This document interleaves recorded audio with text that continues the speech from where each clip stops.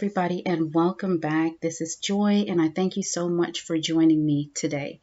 To all the new subscribers, I thank you for choosing to be part of this family. Thank you so much for joining us, and everybody who is coming back, it's great to have you back here. I appreciate you all.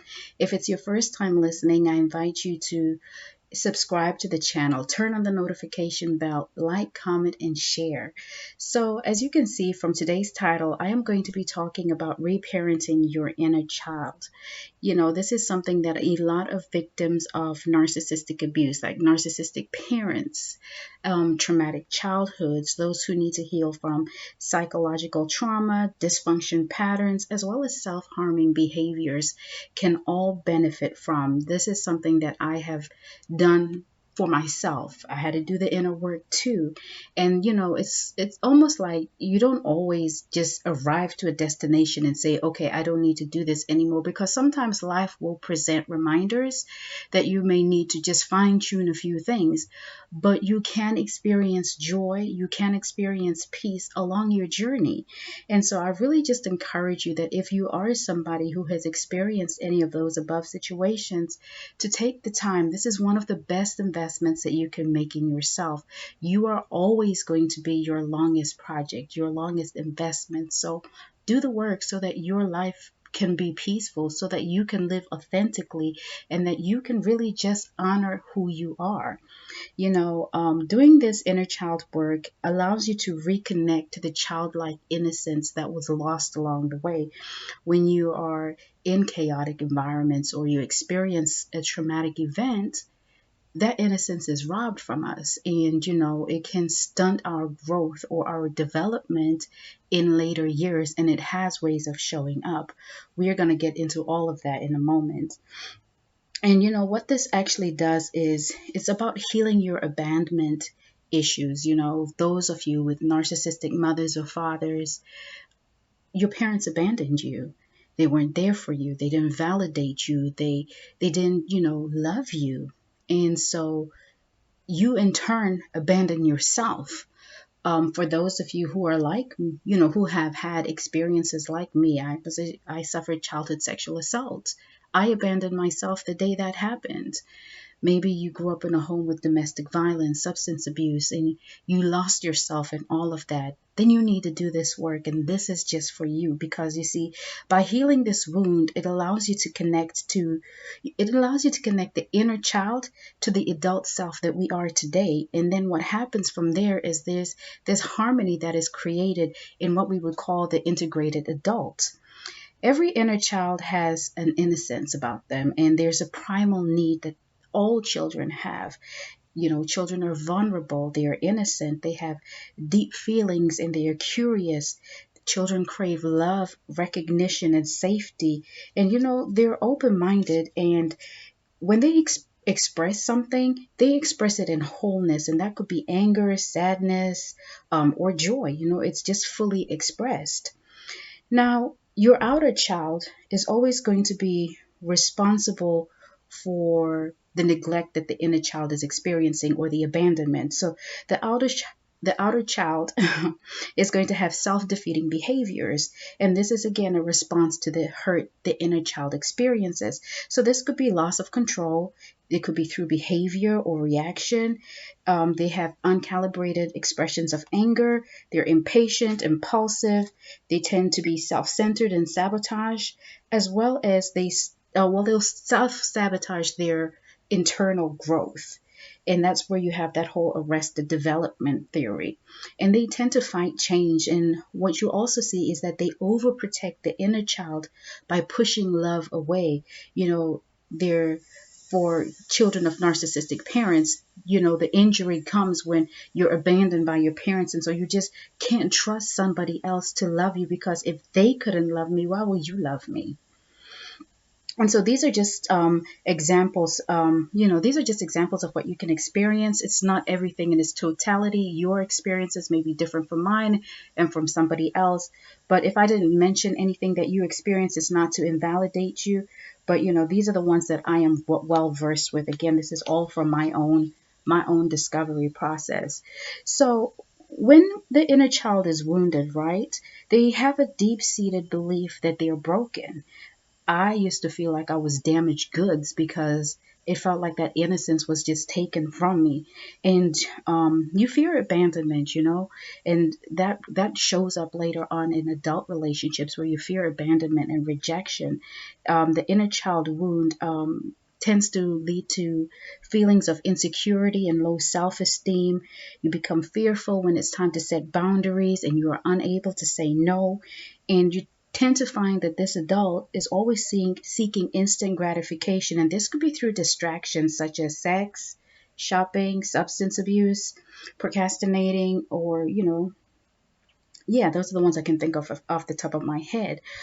But now the goal is for us to become integrated adults. And so once you're able to attain that healthy dialogue between the inner child and the adult self, you're able to connect to body sensations and emotions.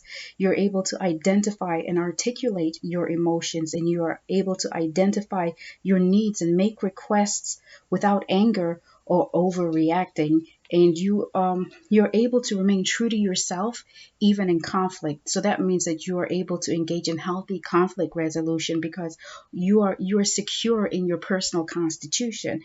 You honor yourself and you're able to set boundaries. When you want to say no, you are able to say no, and it gives you permission, or it gives permission to the inner child to follow their dreams, to dream big and not be ashamed of it and not have to apologize. And it allows you more than anything to practice self-love. And self-love is always the goal, because you can't pour from an empty vessel. You can't love somebody when you don't love yourself. We're told in scripture that you have to love your neighbor as you love yourself. But if you don't love yourself, how can you love somebody else? And how would you receive love from another person? Just because, you know, there is a tarnished image of love in our lives, it does not mean that you can't experience real love. Like, listen, you can experience real love, but it starts with yourself. And so I just wanted to explain the different aspects of, or the benefits really, of why you should reparent yourself. Now, there are 7 things that I think are important, or that I would say to myself on a regular basis while I was really active in this process. Every now and then, when I'm able to, maybe when I'm triggered, I'm able to go through these questions and pinpoint what exactly is triggering me, and then I can work in that area a little bit more.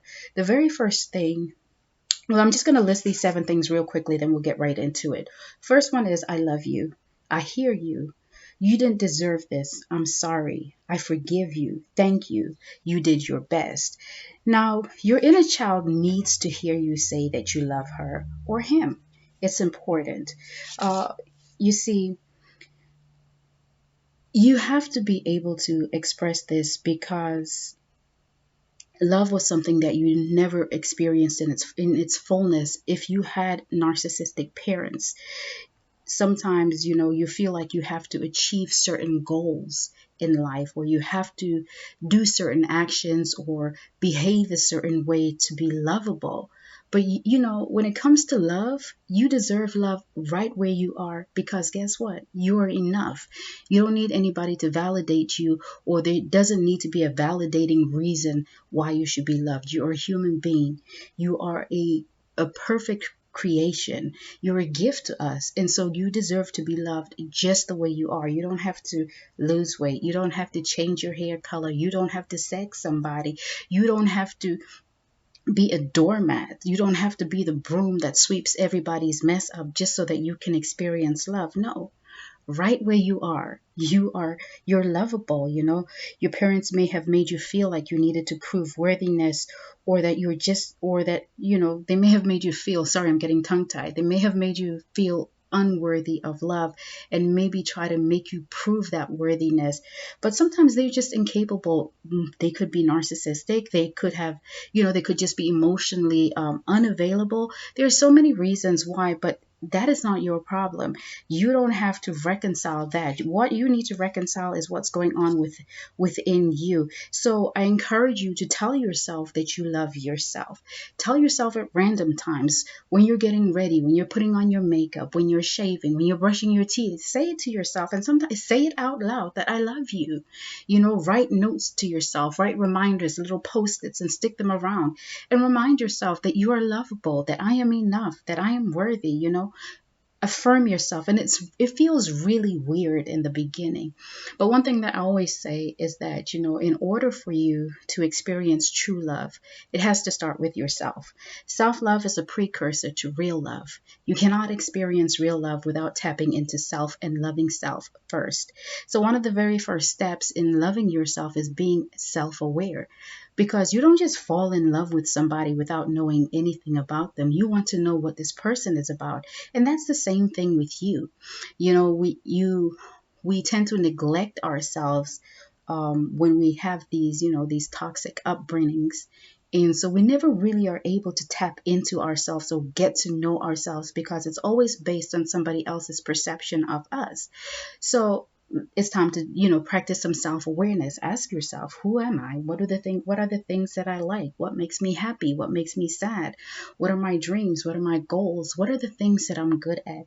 If you're following the July self-love challenge, this is all provoke. Oh, the journal prompts are all to provoke you to think about yourself, to highlight your good qualities. What is it that you know about yourself that is true and that is good? What is it that others see about you? What is it that you need from others? Those are all just to bring you into focus so that you have that level of self-awareness. When you are aware of who you are, and what a wonderful, precious gift that you are, might I add, you love yourself. You begin to find value in that, and we love the things that we value. You don't love anything that you don't value. Like, we throw trash away because it's not valuable to us. We don't love it. And there's certain things that we hold close to our heart. So that's just, that's how that works. And that's part of that making love to yourself process, because it's the constant diving into who am I, the constant getting to know yourself. Like, just think about it. Think about the process of really getting to know somebody new and actually loving them and staying in love with them and doing the work to stay in love with them. It applies when you're doing it with yourself.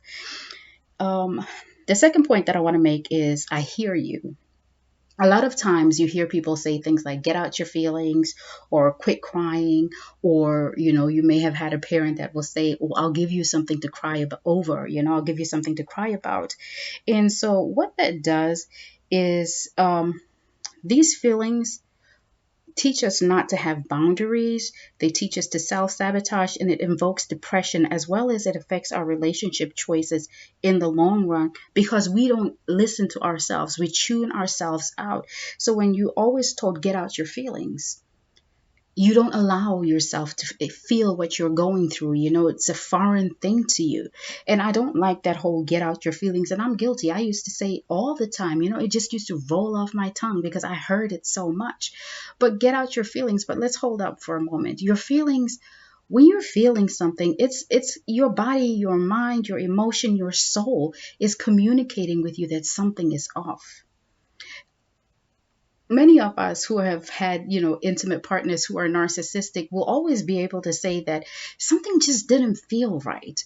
Yet we found a way to dismiss this because we're not in tune with our feelings, or we don't trust ourselves with our feelings enough to just fully be at peace with the decision to move on. And so it's important that you do honor your feelings and that you pay attention. Ask yourself, what is different right now? Has anything changed? What am I going through? Why do I feel like this? And when you're able to remove, like, the emotional aspect of it, and you're thinking rationally, and without that added, I guess, like, I don't know, those added emotions, you're able to get a true position on where you are, and you can make a better decision. Your feelings are great. And it's okay. Sometimes you have to learn how to work on soothing yourself, and just tell yourself in those moments, while you're saying to yourself, I hear you, that I'll work on this. I let you down, but I'm going to work on this. We're going to get better at this. It's so important that at this time and in this process, you practice a lot of self-compassion. We don't all get everything right all at once. And also, don't ever look at where somebody else is in their life and feel like you missed something, or that you're behind, or that you're lacking because you don't have it. It doesn't matter how old you are. It doesn't matter what your education level is. You can go back to school. You can start that business. You can write that book. You can change your career. You can do whatever you want. Just don't compare yourself to other people, because that's another thing that we're conditioned, because, these experiences in childhood, we often hear that, why can't you be more like so and so's child? Why can't you? No, just be yourself. Give yourself permission to be you. That's who we want. We don't want a carbon copy of somebody else. We want you. We want the real you. And yeah. So I also want you to be able to tell yourself that you did not deserve this. I did not deserve this. I did not deserve to be sexually assaulted. You did not deserve to be a victim of, trauma, narcissistic parents. You didn't deserve it. But it is what happens. And just because it happens, it doesn't mean that that defines us. It doesn't mean that that's the cloak that we need to wear. No, we can take that off anytime. The thing about children is they internalize everything. So when parents get divorced, it's their fault in their minds. They'll start saying things like, well, maybe if I behaved. And sometimes you have that narc parent who will tell you, well, it's your fault that he left. It's your fault that she is the way that she is. It's your fault that I drink. It's your fault that I do drugs. Well, if you weren't so fast, if you weren't so fast, you wouldn't have got touched like that. You wouldn't have been, violated. No, it's not your fault. You did not deserve this. And, yeah, children will internalize these things, and that does not make it right. It doesn't make it right. We're wounded, and we internalize because we just don't know any better. Like earlier, I said that children feel things in totality. They feel it passionately, like the joy, anger, sadness. And so now here it's the grief, the shame, the sorrow.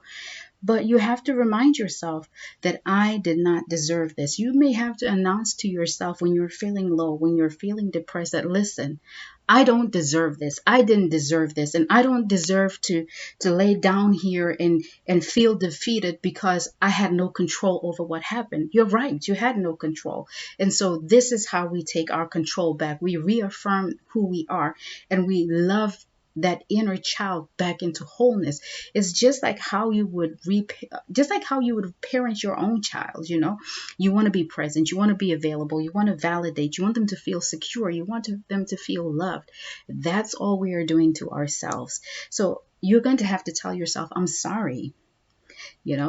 A lot of times narcissistic parents want you to overachieve. When they turn you into overachievers, they keep pushing you because you're not as good as so and so's child, or you came second when you could have come first in a race. And it creates a desire in us to keep on going. And when we fall short of the goal, when we don't get the result that we want, we see it as weakness, and we become hard on ourselves, and we just don't cut ourselves any slack, and there's that constant criticizing of self. But you are allowed to just take a deep breath and exhale and say, okay, this is what it is. Okay, so with my journey, with my story, like I've said, within this very message here, that I was sexually assaulted, right? And it happened when I was very young. So by the time I was about 10. And I was at school one day, and this boy came up to me, and he was like, I really like you, and I want you to be my girlfriend. And I reverted back to that 4-year-old, because all I thought was that this guy wants to hurt me, and he wants to do those things to me. And it put me in a place of terror. And so literally I asked myself, I remember this so well, like, how are you going to protect yourself? Because that can't happen to you again. And what I decided right there that day is that I was going to eat. I was going to eat and I was going to become fat because they made fun of fat people. They never wanted these fat chicks or whatever. And I was going to be one of those. And that's how I rationalized protecting myself, right? And so obviously I had a great time eating. I ate everything. I ate when I was happy, sad, when I didn't know how I was feeling. I mean, like I just ate. And as the pounds started to pack on, I began to hate the way that I looked. I was like, you're disgusting. The very things that I was telling myself would be the things that would protect me because nobody wanted you. Then I didn't want myself because I'm looking at myself like, what is wrong with you? And I'll pick myself apart. I was criticizing myself. And so I had to apologize to myself for feeling that I needed to do something like that because it created unhealthy patterns, unhealthy eating, unhealthy body image, just an unhealthy lifestyle overall. And that's where that emotional eating came from, at least for me. Whenever I just didn't know how I was feeling, all I knew how to do was eat. And once I began to do the work, then I was like, okay, you owe it to yourself to change that. You owe it to yourself to be better than that. You owe it to yourself to redefine who you are. And so I formed another relationship. I formed a relationship with the gym, and it's an ongoing journey. And so, allow yourself to rest, have fun, be fully present when you're with your children. Allow yourself to, eat slowly, be mindful of flavors and that kind of thing, just so you can experience the moment, you know? And so the next point that I want to make is number 5, I forgive you. When we hold on to the shame and the regret of our past, it's poison to our soul, you know.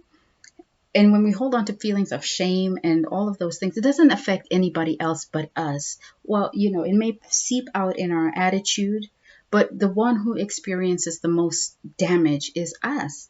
That shame is going to invite its friend, its cousins, bitterness, anger, resentment, and they're all going to be just bubbling in within us.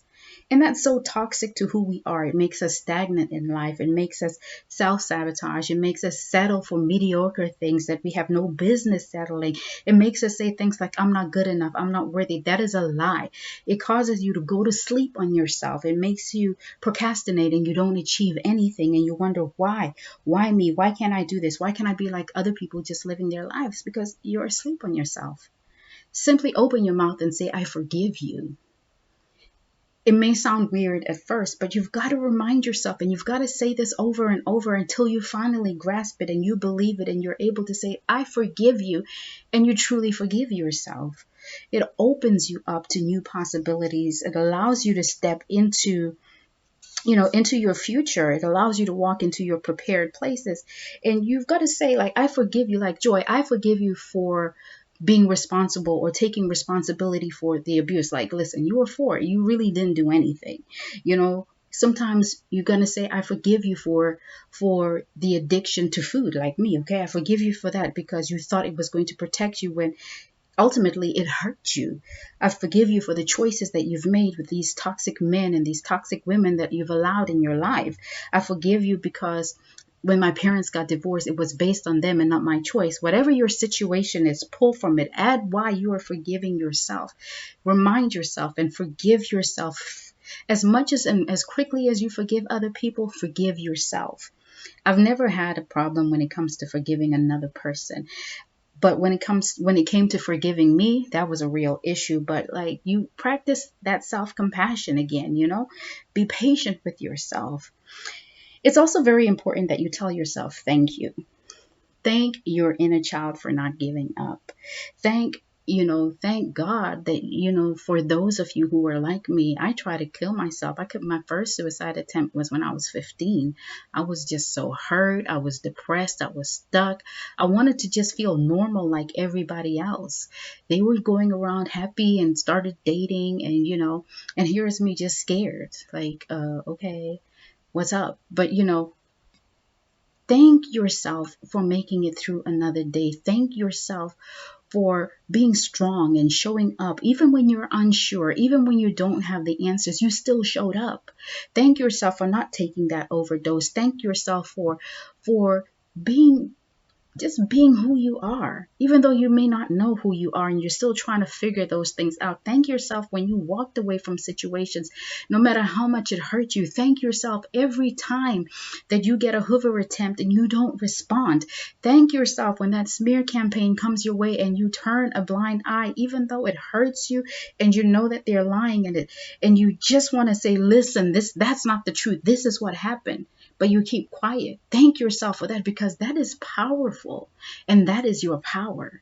That is where you have victory. So continue to tell yourself thank you, because that reinforces that inner child, and it lets the inner child know that you're on the right track. I see you and I'm going to continue to honor you. And once you get into the habit of doing these things, it challenges you now, and you're able to reach for something bigger and know that you can trust yourself with that. Look back on moments in your life and just thank yourself for thank yourself for showing up, thank yourself for eating, thank yourself for drinking water, thank yourself for working out, whatever it is that you struggle with but you still do. Thank yourself for that. It's important. It's important. Your inner child deserves a standing ovation, because that child has faced pressures that a lot of people haven't. A lot of people don't understand. A lot of people would not be able to withstand those pressures. But look at you. Look at you still standing. Look at you still thriving. Look at you still growing, still evolving, looking like goals. Come on now. Thank yourself. And the last point that I want to make is that you must tell yourself, I did my best. I did my best with the hand of cards or the deck of cards that I was handed. I did my best, because a lot of the times when we face these traumatic events, situations, we end up living our lives based on somebody else's beliefs, based on somebody else's narrative, somebody else's standards. And when we do that, you find that these people always tend to shift the goalpost. So you're never quite reaching their standard. You never quite make it to, where they say you're good enough now. But tell yourself, I did my best. You demean yourself when you don't. You become mean to yourself. You don't feel good enough, and you feel like, that's who you are, the narrative that they put out. But that's not true. You did your best with what you were handed. And that's all. As a child, we're still doing our best to grow and to move forward, and look back at that child that you were. Look back to the points of impact, the points of injury in your life, and just be aware of that. You're still here. You're still standing. Don't compare yourself with other people. A lot of times when you try to step out onto this journey, or when you take that step out onto this journey to begin the process of healing your inner child, it's so uncomfortable, and you feel naked because it's vulnerable. You're vulnerable. You're in a new place and you don't know. And you've become fearful, like, what if I mess up? It's okay. Listen, Rome was not built in a day. Some days are going to be good. Some days are going to be hard. Some days you'll be more confident, and other days you'll be completely insecure. But that does not mean stop. One foot in front of the other. One foot in front of the other, reminding yourself that I deserve love, peace, joy, stability, confidence, and give yourself the things that you need. Allow yourself to feel. Allow yourself to experience moments. Allow yourself to just be. Sometimes all you need is just to take a deep breath, and that's it. But continue to tell yourself, I love you. I hear you. You didn't deserve this. I'm sorry. I forgive you. Thank you. You did your best. This is all part of the process. And there is no time stamp on it. Sometimes I felt like at one point that I had reached the goal, and I felt like that's it. But again, I experienced a trigger. And I realized, like, okay, go back and do some more work. So it may just be that it's going to be an ongoing journey. That doesn't mean that you're going to be down in the dumps and, just not feeling your best your whole life. No, you're going to be able to experience peace, love, and joy, and all those great things. But this work is freeing. This work allows you to become that integrated adult who is able to to respond to life stress, to triggers, to circumstances. It allows you to walk away from what does not honor you, and it really just propels you into the place that you belong, into who you are. And for those of us who are raising children and those who will one day raise children, we're able to nurture our children from a place of wholeness, a place of, where we experience full self-love, and they're able to witness it too. They're able to witness us in that healthy space, because we don't want to raise children who are now in a position like us trying to recover from childhood injuries. We want them to be as emotionally healthy as possible. And so I want to thank you so much for listening. I hope this resonates with you. I hope that you are able to find that there are some pieces of what I shared that you can take away and apply to your life and help you along your journey. Like I said, it's so well worth it, and you're not alone. You're here in a community of people who see you. We see you, we hear you, and we love you. Your family, and we're going to be here for each other regardless. So I want to thank you so much for your time. Like, comment, share, and subscribe. And until next time, take care of yourself and take care of each other.